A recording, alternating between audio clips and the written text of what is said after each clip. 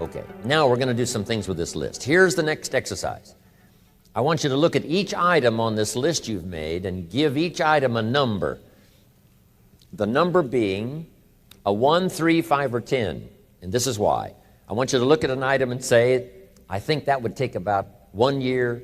Another item, you say, I think that would take about 3 years. Another item, I think that would take 5. And another item, looks like that's going to take 10. Give each item now a number of what you think it might take to achieve that goal, a 1, a 3, a 5, or a 10.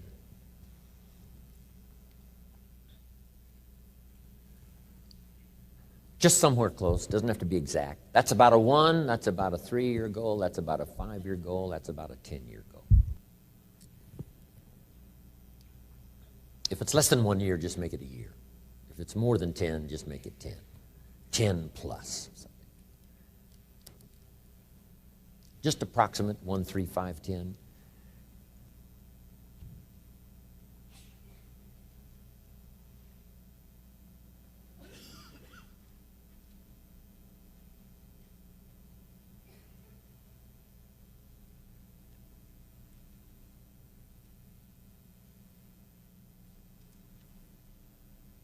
If you finish early, you can add some more to your list. Running a marathon. Now, as soon as you've given each item a number, I want you to now go through and count them. How many 1s, how many 3s, how many 5s, how many 10s? And then just make a little list of those numbers. How many 1s, 3s, 5s, 10s? This is going to be interesting.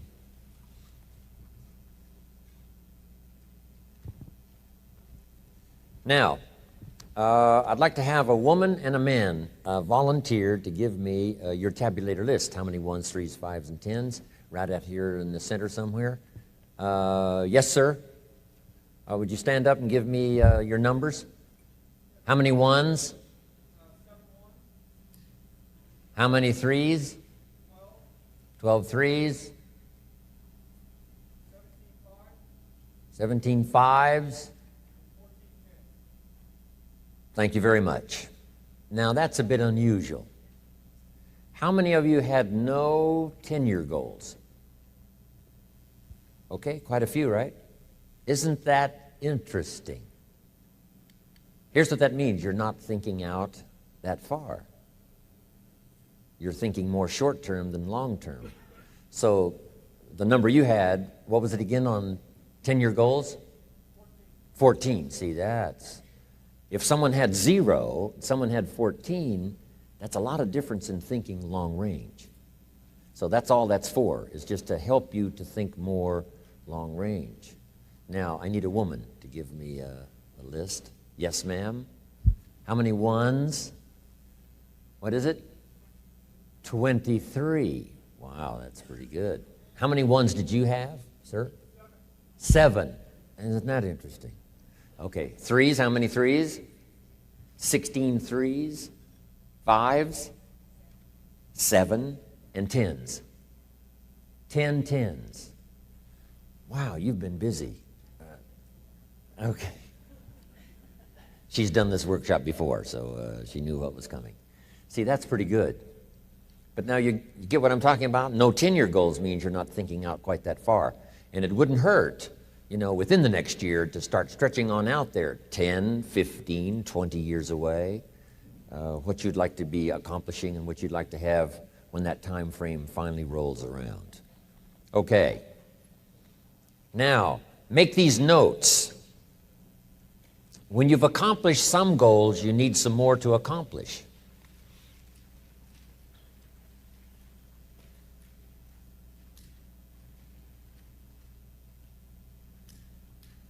Next, it's very important when you reach a goal that's significant or important to you to celebrate.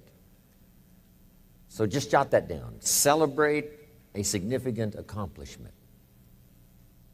Or it doesn't have to be that significant. If it's important to you, it doesn't have to be world-changing or life-changing. If it's just a goal that's really important to you, you finally reached it, celebrate. Now, hopefully on your list of goals, you had some family goals. And if the family together finally reaches a goal, jot this down, celebrate with the family.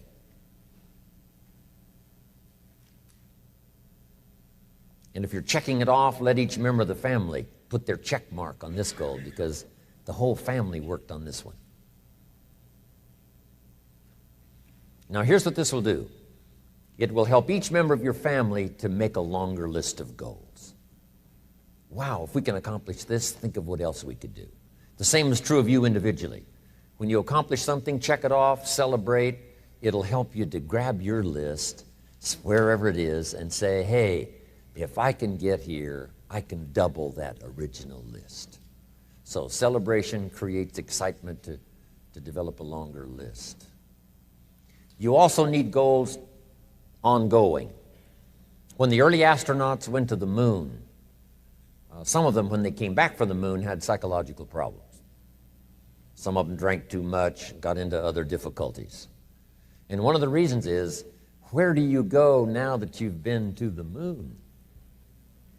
So here's what they did later. They made sure that the astronauts later who came back from the moon had plenty of projects to keep them busy after they had been to the moon. And the same is true of you and me. Goals, after you've reached them, another list. After you've reached those, another list. My father lived to be 93. You can't imagine the goals he had. One of his goals when he was 92 was to get his driver's license renewed. Guess what he got it renewed for? 4 years. At age 92, he got his driver's license renewed for 4 years. Now, he didn't live long enough to, if he'd have thought about it more, I think he would have lived 2 or 3 more years just to make sure he filled all that out. So he only lived to be 93, but at 92, got my driver's license renewed for 4 years. You can't imagine. He used to show his driver's license around everybody. Unbelievable. So, goals to replace goals that you've achieved, on and on. The rest of your life. Because the philosophy we discussed yesterday was what? How far should you go? Far as you can. How many books should you read? As many as you can. How many friends should you make? As many as you can. How much should you earn? As much as you can. That's it. What should you try to be? All you possibly can. And that's the purpose of this exercise, is just to stretch you, get you to think, get you to wonder, get you to ponder. I wonder what might be possible. If I could get everything I wanted, what would that be? Now here's the next exercise. Okay, jot down the question. On your list of 1-year goals, which are the 4 most important? Of your 1-year goals, which are the 4 most important? So now I want you to go back over your 1-year goals and pick out the 4 most important. You know, if you've only got 4 now, this is an easy exercise. But you might add some more to your 1-year list if you haven't got enough. And then pick out the 4 most important. This is what turned me on at age 25. Goals for accomplishment and personal progress. Once the fires were lit for me, I'm telling you, they have never gone out. Since I was 25 years old, no one has ever said to me, when are you going to get going? When are you going to get off the couch? When are you going to get off the dime? I've never heard that since I was 25 and got all this taken care of. Wow. Here's what I've heard since I was 25. When are you going to slow down? You can't visit that many countries. You're going to have a heart attack and die. Amazing. By the way, you might stop and jot these notes down. Here's two excellent questions to jot down. And this is for mature people now, because these are kind of tough questions, especially one. Here's the first question. What's got you turned on? That's a good list to make. Here's what's got me turned on. Here's what's got me up early, staying up late, maximizing my abilities all day long. Here's the list of what's got me turned on. Now here's the next question. What's got you turned off? How come you don't have the zest and the vitality and the appetite for daily accomplishment? I started making a list of the things that had me turned off. And once I got that settled, and then started making a list of what had me turned on and what would turn me on in the future, I'm telling you, my life has never been the same. It was like a revolution, a personal revolution, a 180-degree turn. Wow. I can't say it strong enough. It's easy to get lazy in designing the day and designing the year and designing the future and designing what you want to accomplish and just cross your fingers and hope it'll all work out, that the favorable winds will blow it all your way. I'm telling you, it's not going to happen. So this is the part of the exercise. It's just, buckling down, making this list. And you got to continue this long after we've, turned out the lights and we've all gone home. Keep this up. And one of the best ways to keep it up, I've already covered yesterday, is what? Teach it. The key is to teach it. Jan was right. You don't need recognition. Just go give everybody you can think of that deserves it recognition. And your own self-satisfaction is recognition enough. If they never put a crown on your head, who cares? Okay, now here's the next exercise. This will take now just a little bit of time. And the question is why? Why are those 4 goals important to you? Because the why is very important. And I'm going to give you some notes on that a little bit later. So just start a little paragraph. Why those 4 goals are important to you. A couple of more minutes for this one. And then we'll put a little star there that says continue this later. And then I have some more notes for you to take. A couple more minutes. Why? This is a good question to ask kids. Kids said, here's what I'd like to have. And you say, why is that? And if they can start describing the why. So now make these notes. Put a little star there now. And that star means that, you can add to it later. So make these notes now. Here's the first one. When the why gets stronger, the how gets easier. When the why gets big, powerful, strong, how seems to be so much easier. Without a strong enough why, the how seems to be too difficult almost to accomplish. Say, how do you manage your time? Hey, if you had strong and powerful enough goals, you'd figure out how to manage your time. You'd get a book on the subject. You'd do something to manage your time if it was worth it. If it's not worth it, why would you bother studying the art of managing your time if it really doesn't matter? But if it really mattered in the accomplishment of your goals and why you wish to accomplish them, see, you can do anything. You can get up any hour, read any book, take any class, make any change, develop any skill, do any discipline. I mean, you can do it all when this how and the why, or when the why starts to grow. The how gets simple.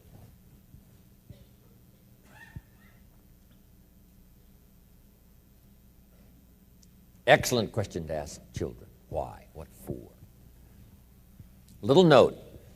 Maybe one of your goals was to have $1 million home on the hill overlooking Snake River Valley. Okay. That'd be a good goal. $1 million home. Here's the next question. What for? What for? I mean, a house is a house is a house with bricks and wood and walls and roof. The key, yes, $1 million home, that'd be wonderful, but what for? So now jot this down. Purpose is stronger than object. The object would be the house, and that'll pull. That's a worthy goal to go for, the object of the house.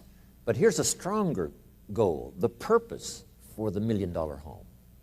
You say, well, it'll be the centerpiece of all the family's activity with all kinds of unique people coming and going and the influence and things will be happening in this place. See, now we're getting somewhere.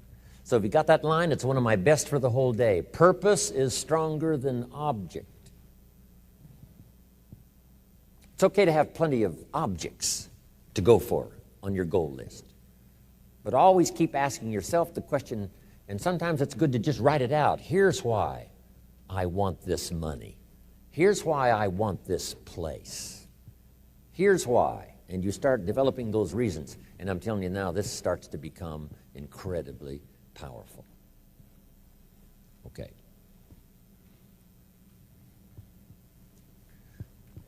Now here's some more notes.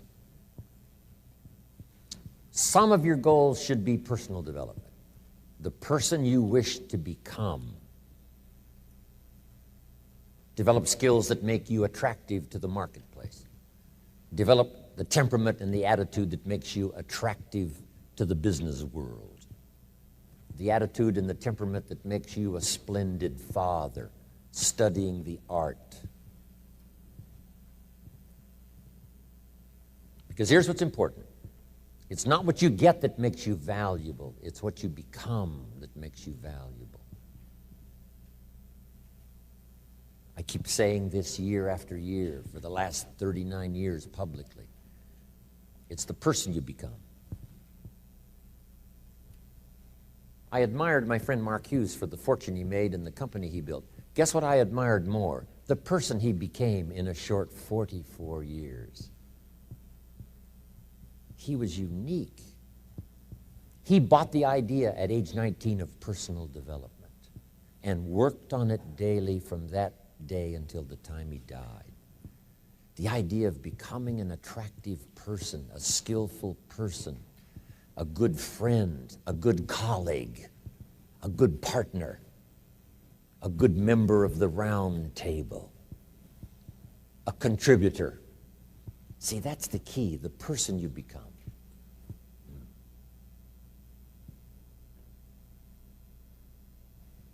Okay, now here's the next exercise. Isn't this good stuff? I mean, I'm telling you, this stuff changed my life, altered the course of my life. From milking cows to sitting on this stool. Incredible. What a journey. And part of the explosive stimulation started when I met Earl Schoaf, and he asked me, have you got a list of goals? And I said, no. And he said, then I can guess your bank balance. I thought, whoa. I immediately started studying the art. And the art and the accomplishments of it helped to change my life and qualified me to come and speak to you today. Right? You got to be qualified, right? Invite 1,000 people to come and hear what you've got to say. It's unbelievable. But all of this journey, happened for me.